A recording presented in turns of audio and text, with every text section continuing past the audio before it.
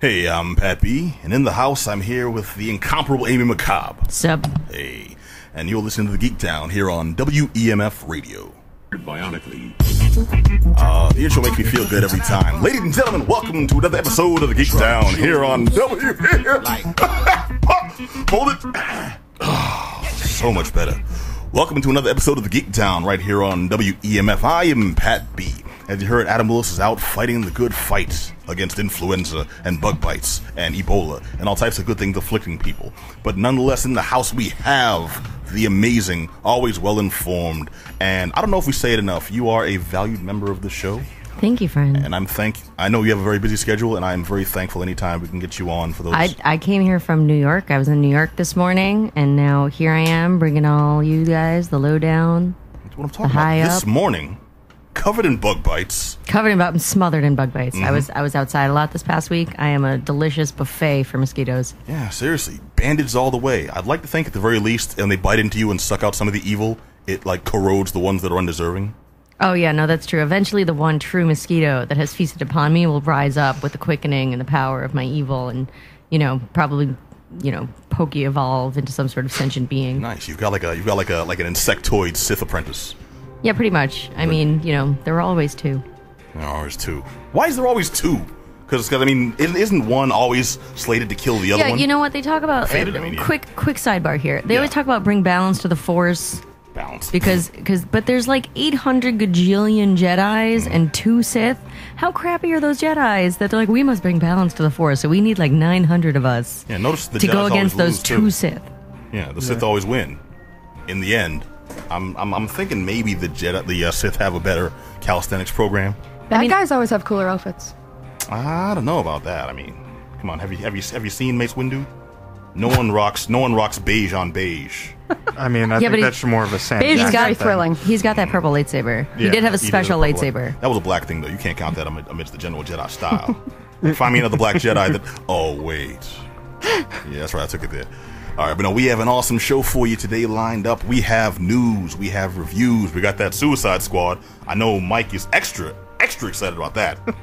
I actually was supposed to go see it this Friday, and we ended up seeing Star Trek instead. You've made an excellent choice. So here's a preview. You've made an excellent choice. That's kind of what I was reading reviews. I read 3, and each one was like that scene from Billy Madison, where he gives that long, rambling, ridiculous answer to an economics question, and the test proctor just destroys him verbally, and each review was just worse than the last. Like the last one, I forget who posted it. I commented, and I was like, that was really bad. I mean, everyone in that theater was now dumber. Yeah, like there was no redeeming qualities to this movie, and like he was fair. He gave a lot of reasons, but I was like, we're trying to decide where to go, and it's like any endeavor with more than one person, you just want to hang yourself. And I was just like, you know what? We're gonna go see Star Trek. Okay, wait. Herding cats is the term that I use when I deal with my friends. It's herding cats. And I just sort of made an executive decision. It's like, we're gonna go see Star Trek because I don't want. Wisely. Yeah, thank you, man. Okay. Deal with just because you're a consummate Star Trek fan, I mean, you're alone here. Okay, the rest of us aren't really appreciative of. You can't even finish that sentence, Pat. I'm sorry, I can't. You can't even. I can't. I'm a recovering Trek addict myself. It's been 17 hours since I last watched an episode. Oh, I just watched one on my way here. So. Oh, see, there you go. That right there is addiction, my friends. I waited till it came on cable on my DVR. It was the Tuvix episode of Voyager too, so like I can't even pretend it was anything good. Oh, that one sucks. That's awesome. They all suck. I know. Oh, it's so bad. Dragon's Teeth is still my favorite. All right. It's We're getting into a deep nerd hole here, guys. Well, nah, I'm sure you guys know Voyager. That if I mention species 8472 is the only people that can really kick that time that Janeway and Paris turned into like lizard people to have space babies. Yeah. But Voyager. Okay. And that's our official review of Star Trek Voyager. Yes, indeed, where doctrine prevails despite everyone's common sense. I really hope someone out there got that. Okay, so we've gotten a little far off the point of the story, so let's jump right into the first one, which actually is kind of serious. Suicide Squad cosplayer brings an air rifle onto a commuter train and sparks an uproar and arguments about appropriateness and versus overreaction. Now, the dude's name is William Morris of Little Neck, Queens, and he was cosplaying, Colonel Rick Flag, who's a main character from the recent Suicide Squad movie. And while he was on his way to see the movie, he dressed as the character and caused a bit of an uproar on the train. Amy, you actually personally yeah, addressed this one. he's one of my friends. He's actually a really cool guy. And the main problem with this is that the New York Post did an article about this, and they were calling him a crackpot. They were calling him all these horrible things. And of course, the comment section is all like, hang him, shoot him, hang him, then shoot him. Like, I saw that seems a bit extreme. All kinds of stuff, and it's just interesting. It's New York. It raises. New York this is the this is where internet. I'm- Don't this read is the where I'm comments. from. But this is the Post, though. This is the New York Post. But the problem is that it's, once something's up online, it starts getting pushed around. It's going to be picked up by lots of other sources. And unfortunately, of course, as it names him, this is something that can harangue him. And what it brings to mind is his weapon it had the orange safety tip. It was appropriately fake, if you will.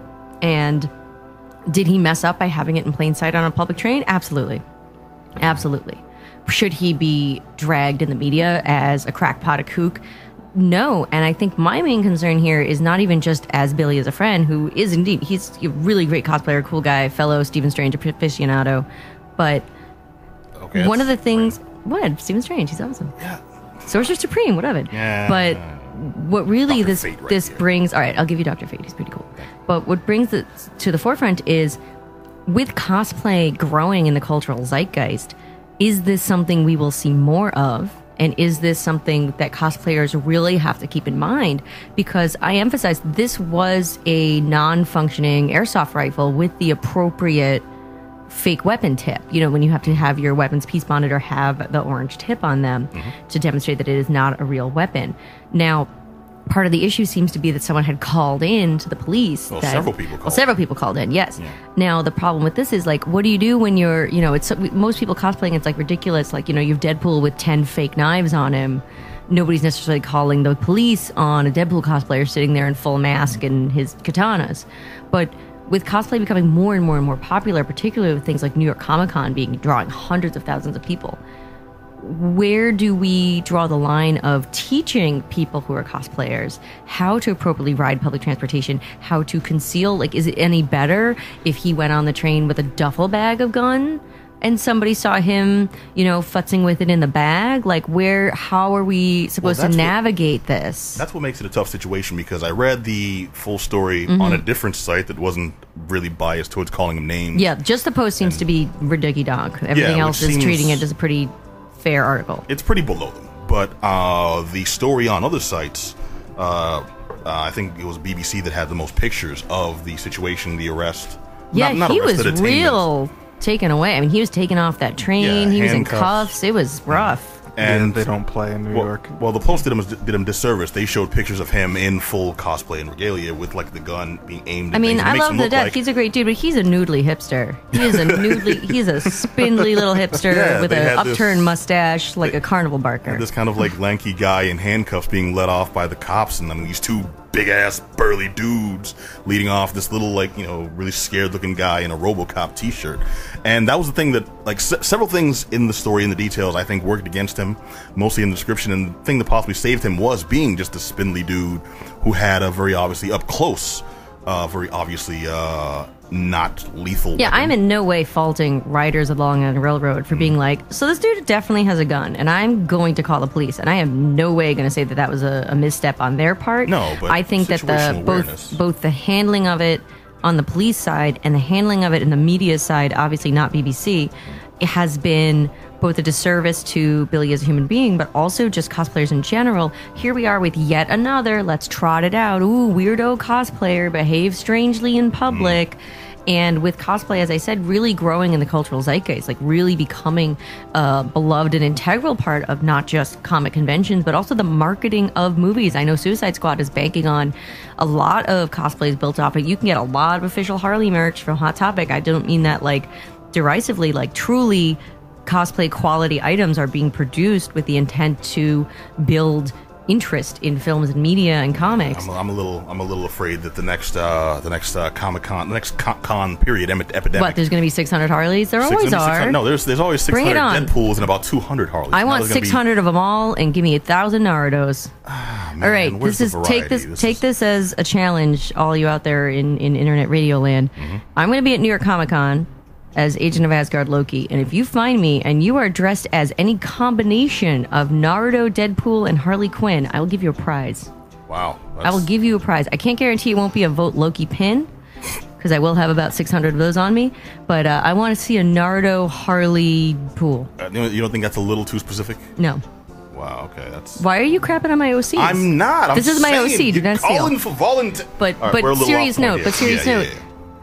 My concern is with more negative attention being given to this incident, and being given both, again, to my friend as a person and just in general to cosplay. What are cosplayers supposed to do? Are they supposed to teleport to the convention? Like, how are we supposed to? Well, if we want to cosplay, what are you supposed to do? Well, this stems to a larger problem of when do you acknowledge what is and isn't appropriate behavior? The behavior that caused people to actually start making calls, as described on the BBC site, was not that he just had the gun and was there riding the train. It's he had it in a duffel bag. Yeah. And no one could see the orange plug. All they saw was a gun and sticking out of the duffel bag. Yeah. And because it was broken, he decided to try to fix it. Not at home, not when he got there, but on the train. And also, he was on his way to cosplay at a movie premiere. So it's not like people know there's a convention in town. Even if there's a convention in town, people have no idea. I mean, I've been out and about. I was riding the train as Loki one time, and I had this woman being like, "What is this all about? Are you a performer?" I'm like, "There's New York Comic Con. It's half a block away. What's that?" Oh, it's only gathering 100,000 people. It's fine, yeah. But people really just don't know, and that's kind of what I'm getting at, though. Like, obviously, there's many steps. I'm not sitting here saying that Billy didn't heck up in certain ways. My concern is, for, again, in general, what are cosplayers supposed to do? Like, let's say he just left it in the bag. People still would have been like, I think there's a dude with a gun. Like, how are you supposed to get these things? Do you, like, duct tape it with neon pink Hello Kitty duct tape and write "not guns" on it? Like, what do you... I think we just have to start some kind of, I won't say start a campaign. That sounds really lame and like work. But there should be some sort of awareness or intent.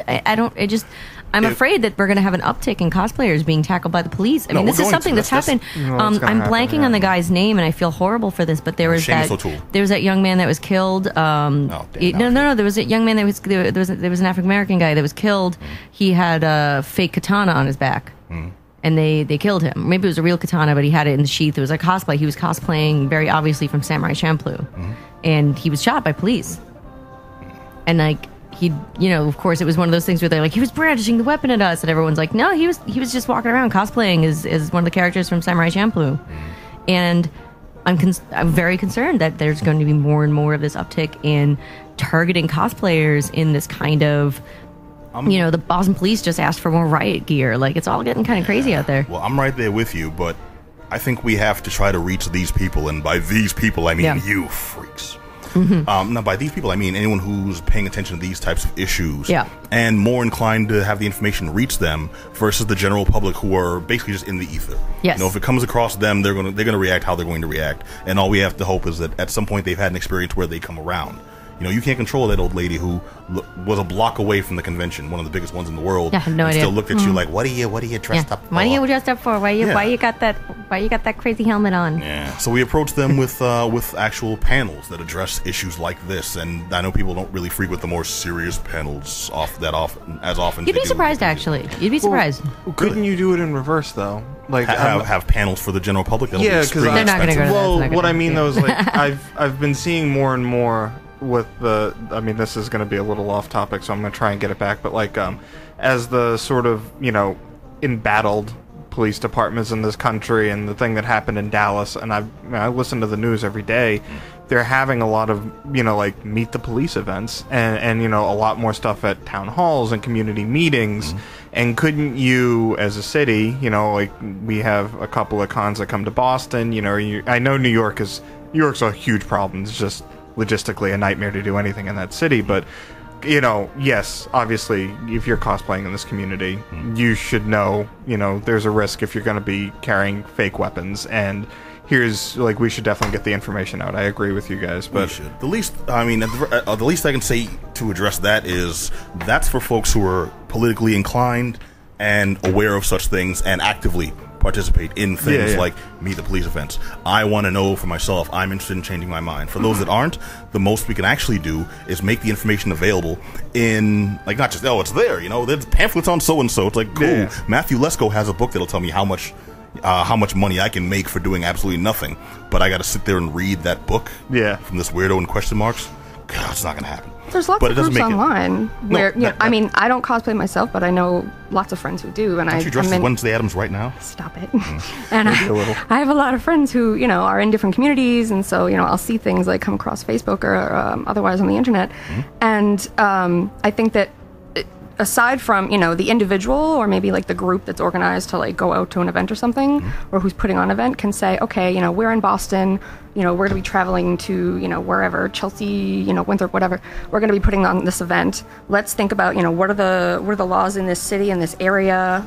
Can we contact like the local police station and say, look, we're going to have a gathering of like, you know, 200, 300, whatever people, just so that, you know, people are aware and no one's calling and saying, you know, what the hell is going on? It doesn't matter. People are still going to call. Yeah, and, no, this doesn't, I mean, this is a really good idea in theory, but the main issue here is like, you know, a perfect example is in DC, you can't cover your face at all.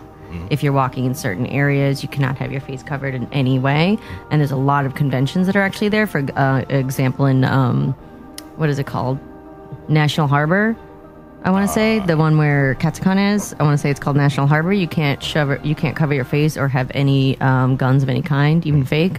So cosplayers have learned to adapt to have, you know, if you have a mask or something that covers your face, you have to take it off when you leave the hotel, and you can't take any of those weapons with you. They have to either go from your car into the hotel space, example. And I feel that people can adapt to transport things for cosplay in a better way. But my concern is kind of bringing back to what you were just saying, how there is no real way to contact the police and say, hey, there's a con in town and people are going to be walking around. Because they'll just turn around and say, all right, well, how do we know someone has a real gun or someone has a fake gun? Well, okay. Or how do we know someone's not going to use that as an excuse, like the buffoons that brought their assault rifles to the Pokemon tournament? Those morons. Oh, God. Yeah. So for those who don't know, a bunch of buffoons brought their assault weapons to the Pokemon tournament, not to do anything with them, but to show them off in their hotel room because they were oafs. Jackasses. Yeah. All right. No, you make a good point. What I was getting at actually touches on each one of those. Make the information available, but like saturate the market with it. Make sure it's always there. Have websites, post information on it. Like link articles on your social media. Talk about it. Have panels at the conventions. Have the community programs running where you can meet folks that are involved in these things and get information. Something is going to stick if you throw everything at the wall. And the thing is, folks aren't like, get annoying with it, be obnoxious with it, do not be afraid, because we're talking about social media. You can have ass loads of cat pictures, or you can have information that's going to actually help people, and then cat pictures, because cat pictures are super duper important. We've run a little long on this. I do want to make sure we get the young man's name out again so people know he's not a bad guy. Billy Morris is awesome. He is a good cosplayer and a good person. That's my official endorsement. He has a fine mustache.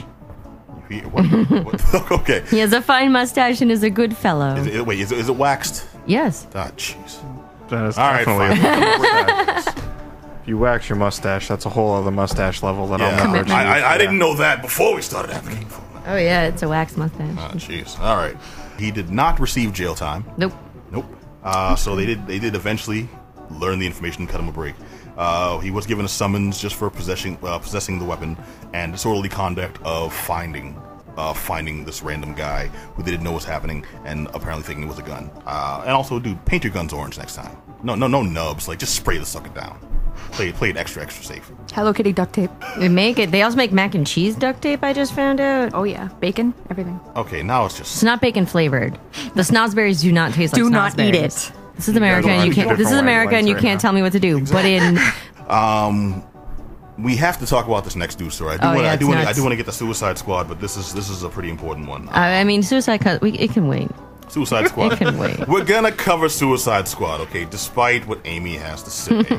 But as a segue, in not America, Iran becomes the first country to ban Pokemon Go. It's that serious. Herb, I know this is gonna crush you, man, but you know, bear with me. They didn't have anything better to do? Please. Well, let's get to it. Yeah, no, Iran Supreme Court Council of Virtual Spaces, this is their official government body overseeing online activity, has decided that they are dissatisfied with the extent the game's creators would cooperate with their imposed restrictions on social media and have banned the game entirely due to quote-unquote security reasons.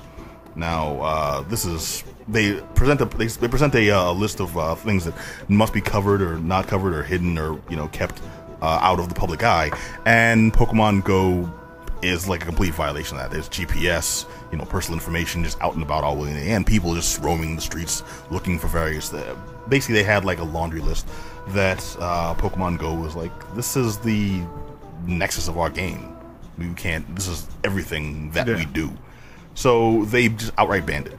Iran's not the first Iran's not the first country, but only the latest to restrict the game. Indonesia has banned police from playing while on duty.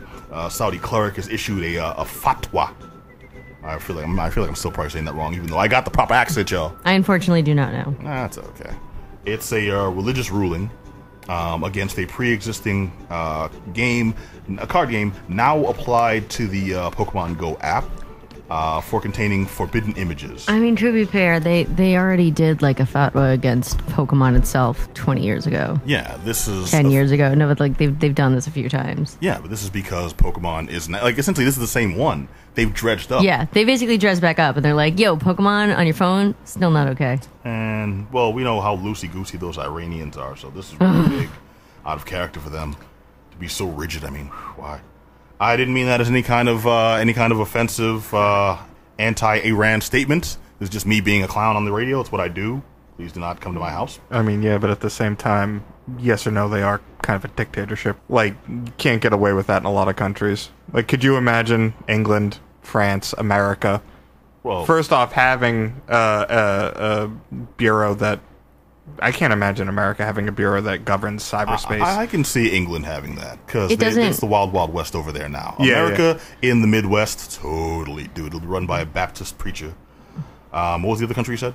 France. Oh, Harry Potter is the devil's handiwork, remember. Witchcraft, wands, little girls with boobs developing. It's not happening. All right. Oh my god. The issues Iran the cleverest witch of them all. Was directly referring to are apparently evolving Pokemon represent Darwinism, which cannot be tolerated within the borders of Iran. And leaders of Kuala Lumpur claim that it's violating an Islamic ban on gambling. So just the way you collect Pokemon, you trade, what do you call it? What do you call it when you like combine them all to evolve? When you combine them to evolve? I don't play. That's not a thing Pokemon do. I thought you had to collect like 10 Rattatas. Oh, yes. Yeah, okay, so yes, sorry. I thought you meant conceptually in the world of Pokemon, there's some sort of like horrific chimera going on. No. Don't worry. There's no, Yeah, no. Okay, well, when you do that process... Yeah, so you for those of you who somehow like Pat haven't... Make me look bad. What the heck? Like, she's like, I know you play. I'm sorry. Your My brain went to a horrible Full Metal Alchemist place. It's okay. No, we were there with that guy. It was Lovecraftian. Oh, jeez. No, but you have to collect so many Pokemon, and each Pokemon that you catch gives you that Pokemon's candy, and then you have to hit a certain number. Wait, what sound dirty? Like, even without the he did air quotes. All right, so but even if no one could see that, so first you walk around town, and then you find the right white van, and then you go into the Pokemon van, and then the Poke Professor from the white van is like, free Pokemon candy if you give me a bag of 5 rats.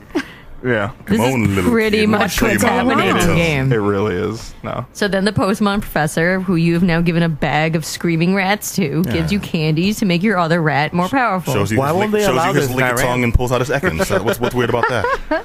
I just figured, it just hit me that Ekans is snake backwards, and I feel like my whole world is crumbling. I've told 3 people that fact, and their minds like flew out of the back my of their whole head. world is I wake up in the middle of the night no in cold idea. sweat, being like, Ekans is snake backwards. When you divulge, oh my god. When you use the Rosetta Stone to divulge the Rubik's Cube that is Arbok. Weird.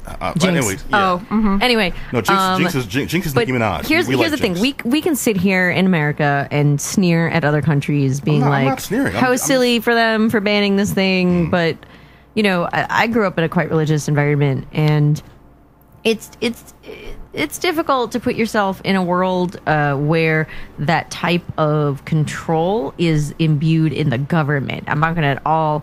Iran is incredibly problematic and has a horrible government. But we like Iran. But we like Iran. We like Iranians. We can like Iran rather not without get letters we from can like our- Iran without liking the way the government treats the people. No, true. It's run by job suckers. Don't get me wrong. But so many countries are. But I mean,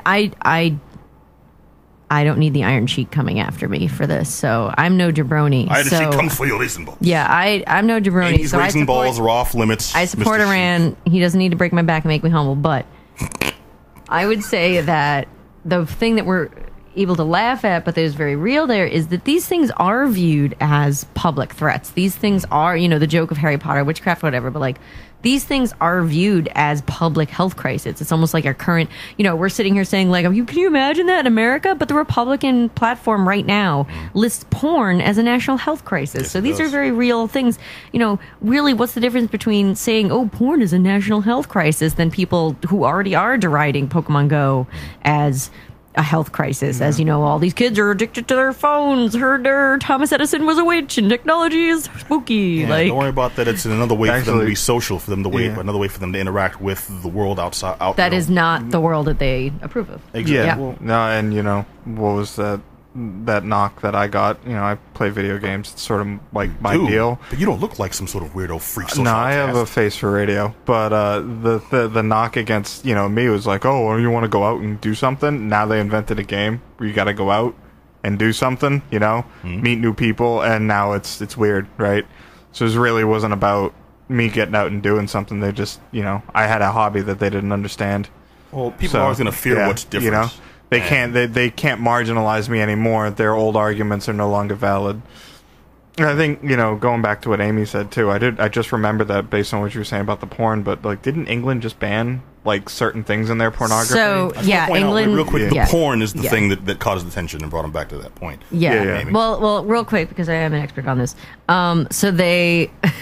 English porn. Yeah, I am. That's porn with They crooked teeth. ban certain types of pornography, gonna stop talking. which includes things like latex fetishism, BDSM, etc., which is absurd. But again, that kind of goes back to this rooting in religious doctrine. And again, there's really no supremacy of England, America, etc., over, let's say, Iran, even though it's right now a current dictatorship regime, although technically it's not a dictatorship.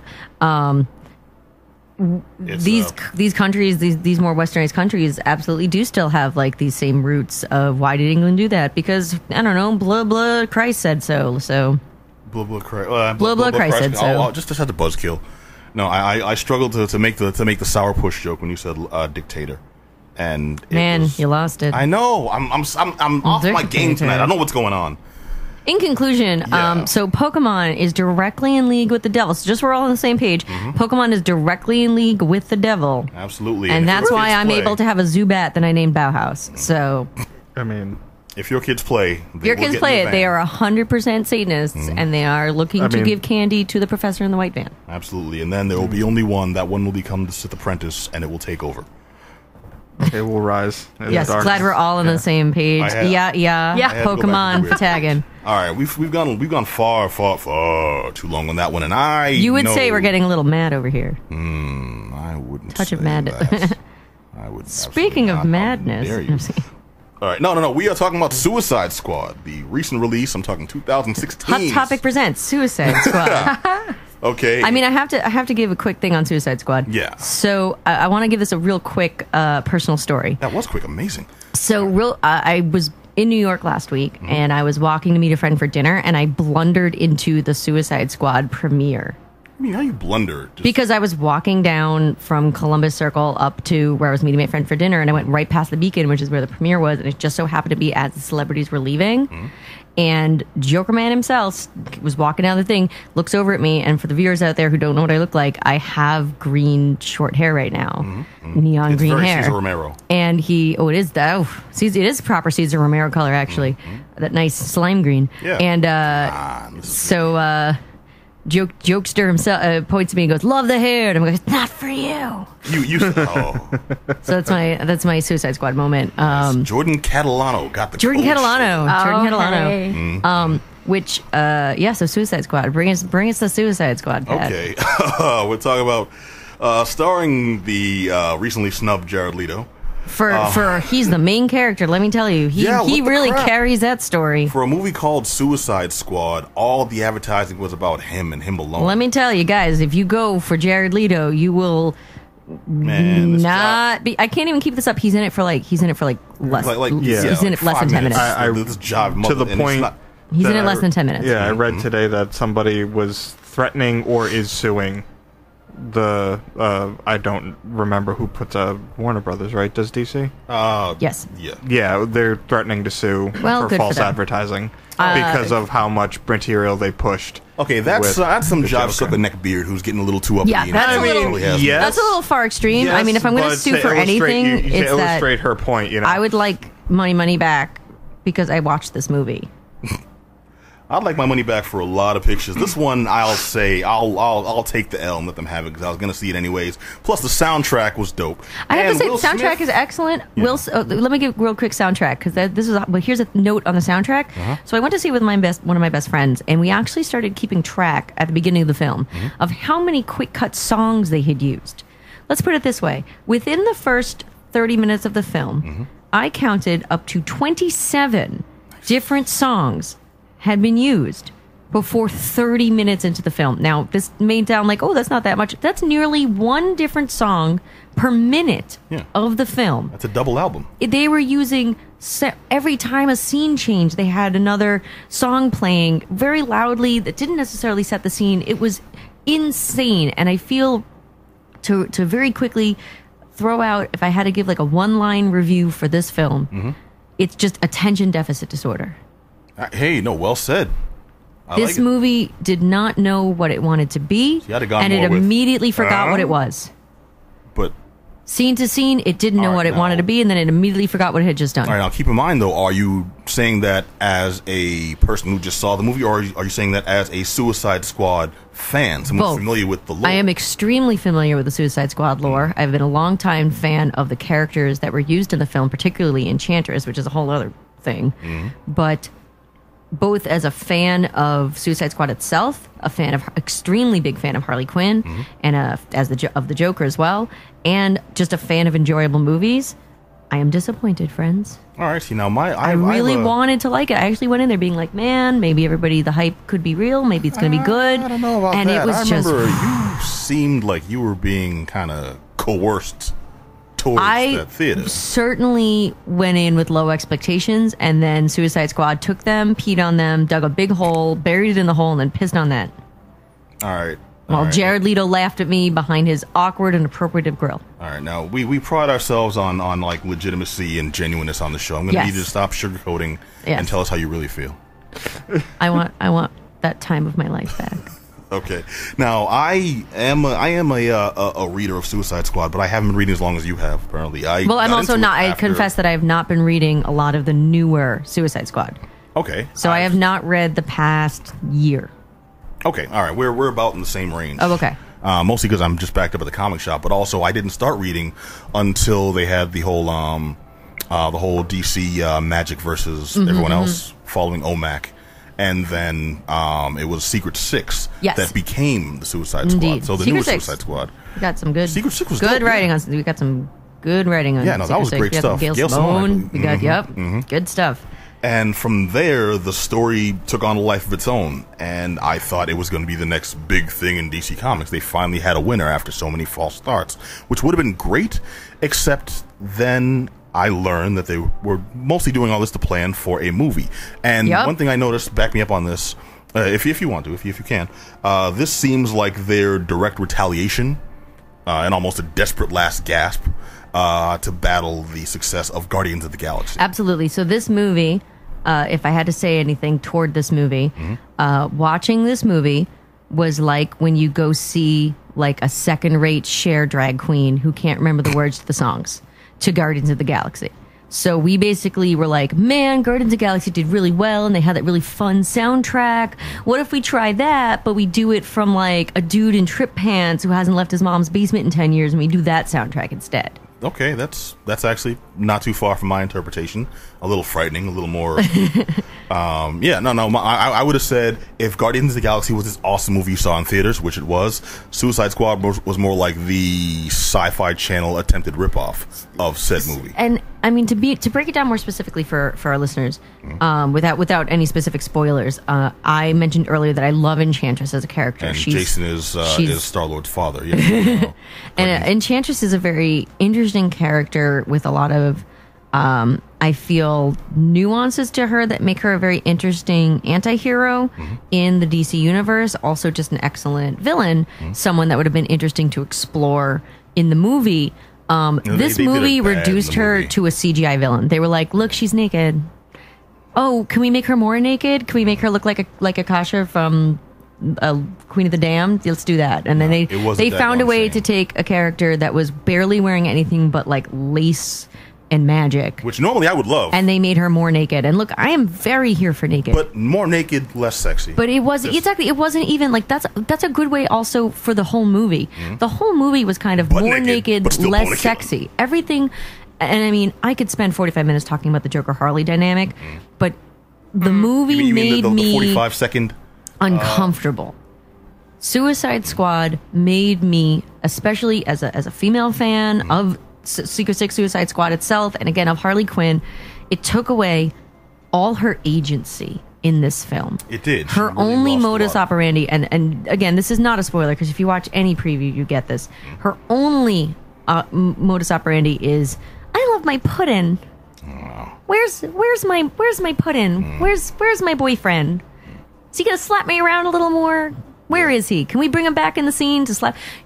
So the amount of times that we saw him on screen with Harley, in which he was not being abusive toward her in some way, is one time.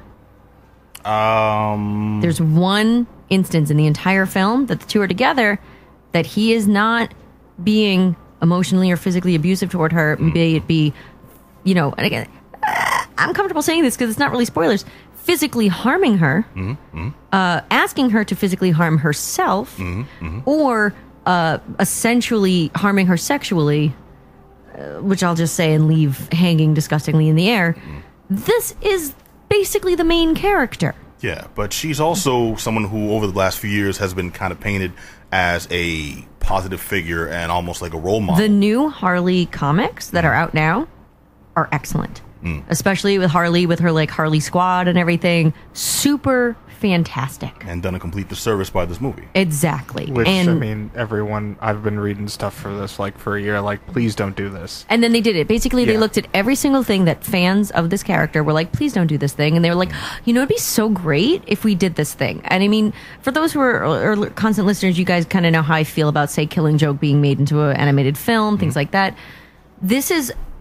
I have to say, my biggest feeling towards Suicide Squad as a film is just sadness and disappointment in that these are all characters that could have been given really interesting development, agency, once again I say, and all of the female characters, not to just be like, I'm that social justice warrior, but like seriously, all of the female characters in this movie were crapped on in some way. Oh yeah, but all the characters in general, like this movie definitely does not pass the Bechdel test. You are correct, but which should be, I remind listeners, the lowest denominator should be the very lowest thing that you should be. To remind those, that's two women talking to each other about something that isn't a man. Well, keep which, in mind, though, in fact, never happens in this film. Anyone who sees the commercials for this wouldn't really be aware that there are any more women in it besides Harley Quinn. Well, I mean, they had Katana, who for some reason only speaks Japanese, because, that's exotic and hot, right? Yeah, you had Amanda Waller, who didn't really speak to anyone. Viola Davis's Amanda Waller was exceptional. It's almost like she and Will Smith didn't know what movie they were in. I have to say, Will Smith as Deadshot was excellent. Yeah, he was really, really good, and it made me be like, you know what? I would watch a Deadshot movie as long as none of these other people are in it. And that's what really hurts me, because I was hating on him from the get-go, because I know the Deadshot character. Yeah, see, this exactly. Will Smith is not a Deadshot No. type. And I'm thinking, you really can't throw... They took a bunch of names from Suicide Squad, threw them in this movie, and essentially made new characters for them. Yeah, now, granted, Captain Boomerang is generally garbage in the comics, too. I don't know. There was that one time he was a cannibal zombie. Oh, jeez. He has his moments. Now, correct me if I'm wrong, is this new Captain Boomerang? They made up another Harkness. This is essentially a new Captain Boomerang. Okay, he seemingly has no ties to any Captain Boomerang. He has his backstory. Captain Boomerang wasn't even Australian until the 80s. Okay, that I didn't know. Ooh, fun fact. Captain Boomerang was not Australian until the 80s. How do you have a guy named Captain Boomerang? Captain Boomerang was not Australian until the 80s. Okay, well. Also, really quick, Captain Boomerang. Yes. In the movie, and again, very base spoiler, truly not. He throws a boomerang that has like a camera on it. I know he throws a boomerang, but he throws first of all, he throws a boomerang like 3 times. And then one of those 3 times, it has a camera on it, which is never used before or after. No, this was a direct response to Red Wing from the Avengers. Yeah. Basically, that's another real good point.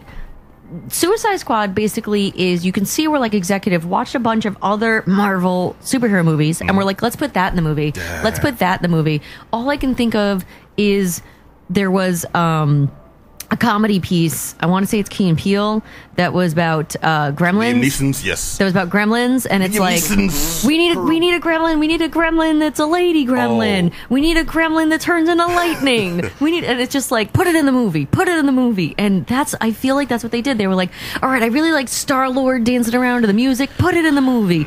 You know, I really liked Red Wing from Civil War. Put it in the movie. And this movie felt like a weird Frankenstein of crap. Complete hodgepodge of ridiculousness. It wasn't one coherent movie. None of the plots get resolved. Literally, none of them get resolved. Literally none. Maybe they allude to Deadshot. It's difficult to discuss with things without spoiling, but let's just say that every major storyline except for Deadshot has no real resolution that makes any sense. The ones that had storylines, we don't know. We don't even know who half these people are. Yeah. We know that Katana has a magical sword. How did she get the sword? Why does she have the sword? And what's the resolution? Why do we care that she's in the movie? That's the real part of this. One of the characters that I've always really loved from Suicide Squad is Diablo. And I feel that they did the largest disservice to the Diablo in this. And it's difficult to discuss without spoilers. But what I will say is that if you are at all a fan of this character, avoid this film. And then Killer Croc was basically just like a big stereotype of like, oh, I'm a big black guy and I smash things and and it was just... It was so insulting. I was offended, and I'm a hard man to offend. All right, I think I made like 14 black jokes today just cause. And then yeah, and then it's like I'm almost at a loss of words for this character. This dude, you're right. No spoilers, but all I'll say is the character was offensive, and it's not like they wrote him as the what was it, the Ninja Turtles. A cartoon variation of Leatherhead, where it's like guarantee I'm an alligator, I'm a crocodile from the bayou. It wasn't that. Okay, they didn't even use. I was waiting for them to play "Born on the Bayou." They didn't even do that. Although they did. I have to say they did have some choice songs on the soundtrack. Yeah, everybody goes into these films being like, you know what, this movie needs Eminem. This movie needs Eminem. No movie needs Eminem. I don't know. 8 Mile kind of needed Eminem. I could have done without Eminem and 8 Mile, although, our knees sweaty, arms spaghetti. But but jokes aside, in conclusion, I would say Suicide Squad, not even once. All right. I would say if you're a hardcore fan, you're not going to like it. I'm sorry. I usually have tried to be a little less biased than this, but like everything we've discussed, it is insulting as a film. And it feels, as you said, cherry-picked every popular superhero movie the past 5 years, and they just said, oh, what does everybody like? Let's roll it all into one. I feel like, Homer Simpson, nuts and gum together at last. I'm a white male aged 18 to 45. Everyone listens to me. The movie had a lot of problems. And that's it, right? Like, when you make a movie, you're trying to hit demos, right? And so your demos are young males, older males, young females, older females. That's why you see so many action movies that have that shoehorned love interest, because they're trying to hit that second demo. And it worries me. Like, I haven't seen it, like I said earlier. I've seen so many reviews, and just based on what Amy's saying, like, I will never see this movie now. Like, I'll watch it when I can watch it for free. But it broke an August debut record. I know, it did because and it's all the hype. And that frightens me because, like, People love it. It's what people want. And I'm not saying this condescendingly. I'm not saying this condescendingly. Like, and again, if you want to fight me and you love Suicide Squad, God bless. I like a lot of garbage. It's not a problem. Oh, yeah, you do. The issue is that this is what the DC executives think we want, and I mean, I've spoken in previously about things like Batman versus Superman, Man of Steel, etc.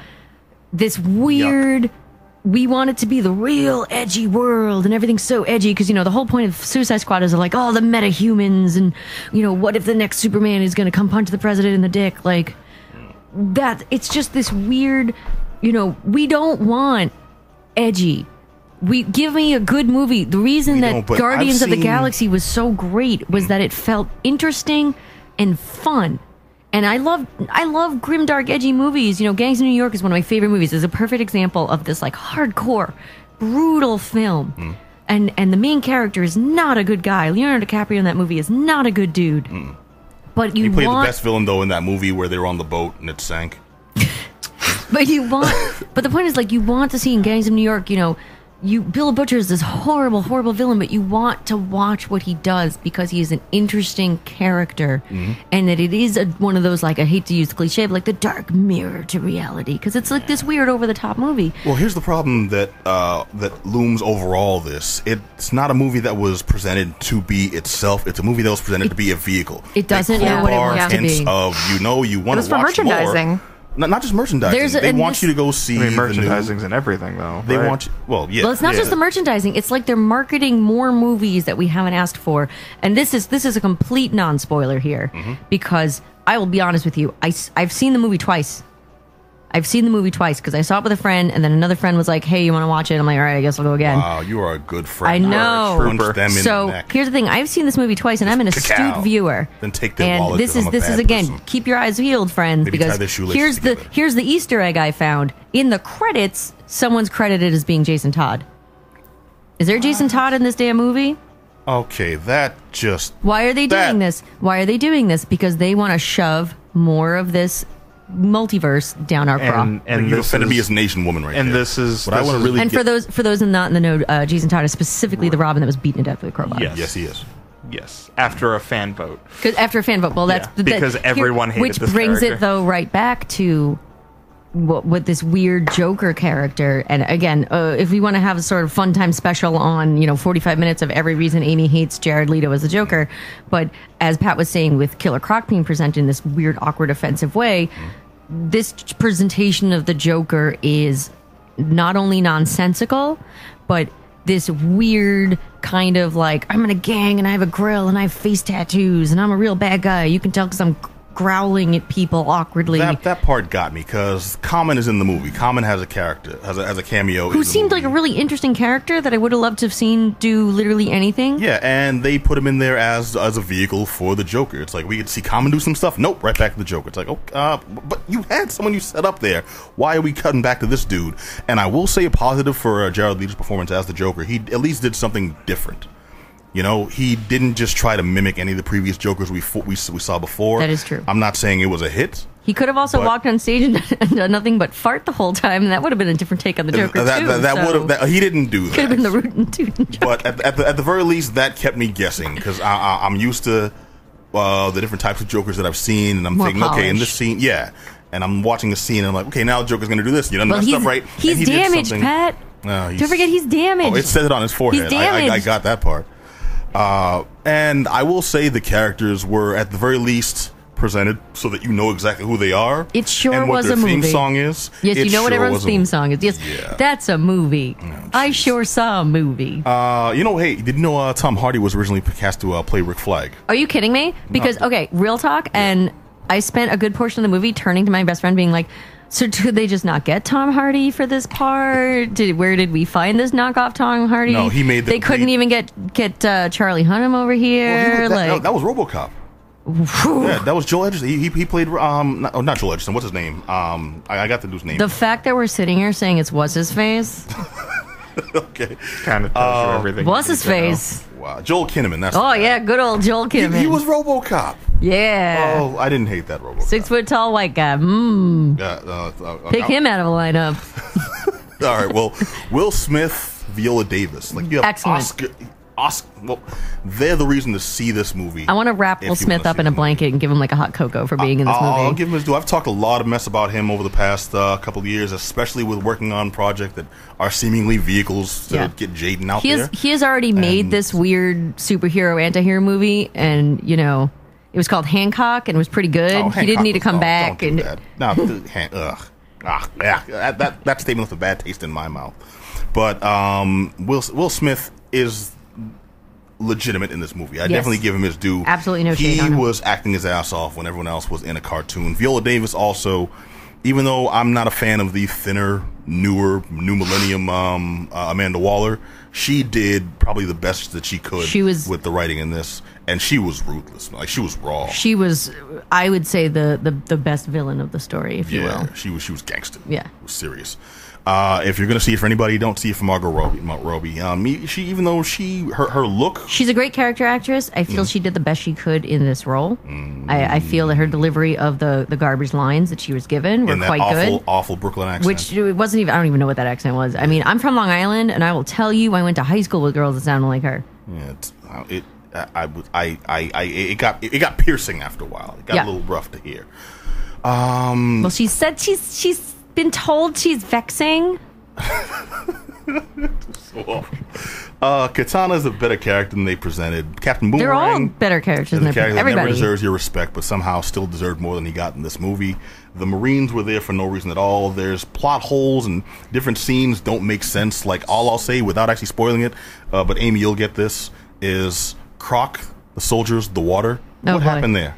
Yeah. So let's just say they saved Killer Croc for like this big whoa, Killer Croc, he sure can swim underwater and it's great. Let's use that for nothing. Yeah. So what you're saying is studio interference. Not even. No. The studio is who made this garbage. The studio ruined its own movie. I blame the studio. There's no better version of Suicide Squad. There's only worse, because you know what's going to happen. They're going to put it out on DVD and say, now with more bonus footage of Jared Leto's stupid face. Like, there has been a better version of Suicide Squad.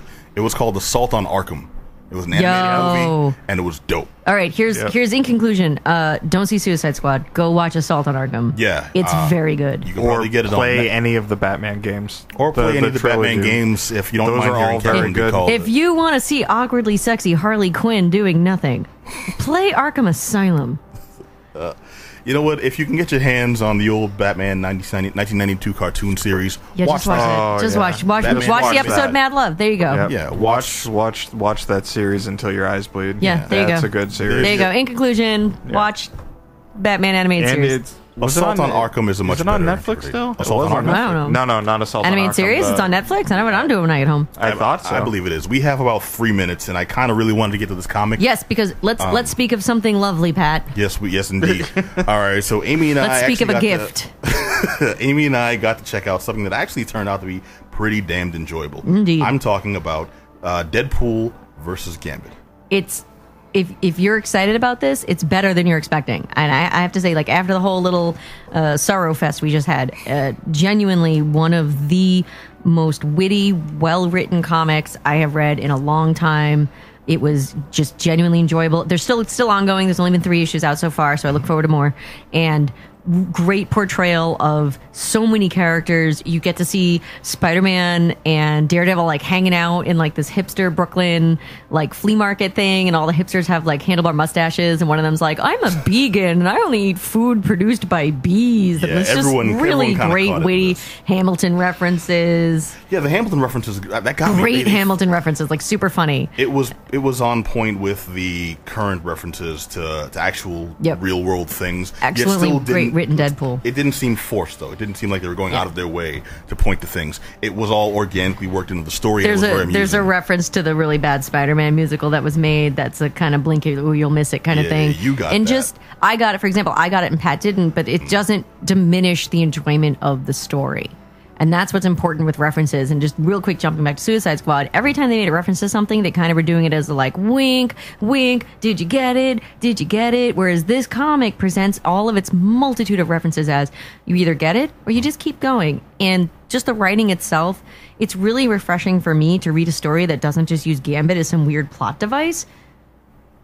Gambit is usually presented as the I guarantee Yeah. easy shit. Let's not go. Well, And this- I don't have This a really, Bayou this reference actually, ready. there's, for example, there's a really nice quip where they're going to New Orleans and they're like, "Oh yes, Gambit's home turf," and he's like, "Actually, I'm Cajun. I'm from Arcadia. I am not from New Orleans." And he like goes on this whole spiel about it. It's just really charming. It's just like a fun, charming summertime comic. You know what I mean? It's everything you want out of it's a popcorn comic. It's fun. Popcorn comic. It doesn't necessarily have some deeper tie into the multiverse of Marvel. It's just a really good time. And if you like certain characters, and I have to say, and this is not a spoiler because he shows up for 4 seconds, Pat, Yes. my boy is in it.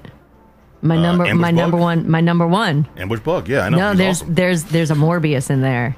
You get to see his face for all of 2 seconds, but Morbius makes a little cameo in it. And I all but threw. I was reading it on my laptop, and I all but threw it across the room, being like, "Are you kidding me?" The problem with Morbius is he sucks. No, he totally sucks. Yeah, no, he sucks. Dracula doesn't suck. Dracula beats and licks. All right. Anyone who hasn't gotten a chance to check this out or seen any of the books in your local comic Check them shop, out. They're great and fun. Yep. It's Deadpool versus Gambit, and essentially, it's not them fighting each other. It's them teaming up to do random things. It's very There is no cleverly good written. cop. There is no good cop. There's no good cop. But it's very cleverly written. The reasons they bring them together are seemingly reasons where they would logically come together. Which is a heist together. Yeah, and it's a comedy book, but it's a well-done comedy book. You like the characters, you like them together. It's like a Reese's peanut butter cup, man. Two great tastes that go great together. This from the guy who's allergic to peanuts and peanut butter and all those products, and it'll kill me. But that's what I'm getting at. It's written by Benjamin Acker and Ben Blacker. I didn't make that up. That's for real. That's legit. It's written by Acker and Blacker.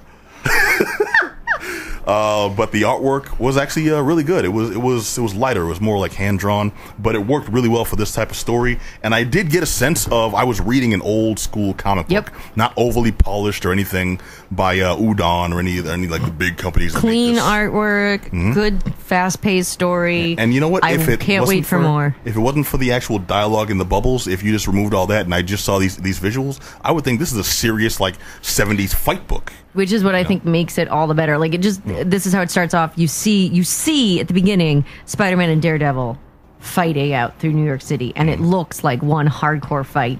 But the whole time, I don't want to spoil it what's happening, but let's just say the whole time there are ludicrous quips going back and forth. There are. You know, they're in the Museum of Natural History, and the security guard's like, "You can't fight up on there. It's a priceless museum piece." Like, it's just good time. Check it out. It's been a long time since I just purely enjoyed reading. Yeah, I was smiling real big reading it, and that's a nice time.